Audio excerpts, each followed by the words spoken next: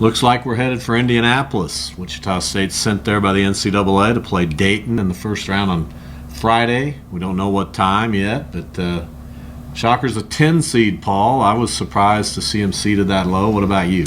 Yeah, nobody's going to like that. I guess you could debate how big a deal it is, because you could probably flip 7 and a 10, Dayton and Wichita State, and it would have made some sense too. But when you go 30-4 and all you can get is a 10 seed, it's disappointing. I'm and sure. You still got Kentucky looming, whether you're the 7 Right. or the 10 in that one anyway. So Right, you're yeah. right. It's not a huge deal, and really it's been great fodder for Greg Marshall throughout his entire life to use being underestimated to his advantage.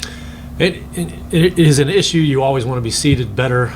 Obviously, it's maybe more of an issue, from a Valley standpoint. Your co-champion was 17-1 and did not make it, and that sends a pretty powerful message about what the selection committee, fairly or unfairly, thinks about your conference.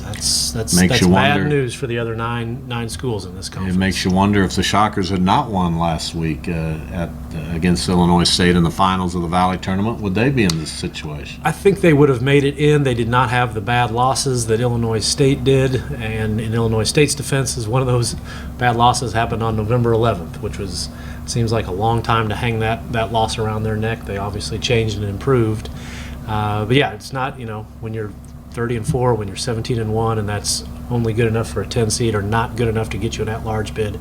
Those are not good messages. Now, you've been watching a lot of Dayton game film since the announcement was made about a half hour ago. Your thoughts on the Flyers? I have them totally broken down. Chris Jans and Greg Heyer and everyone will be calling me soon. We saw them last year in Orlando. Boy, I was really impressed. There'll be a lot of Dayton fans in Indianapolis. I can guarantee you that. They really support their team.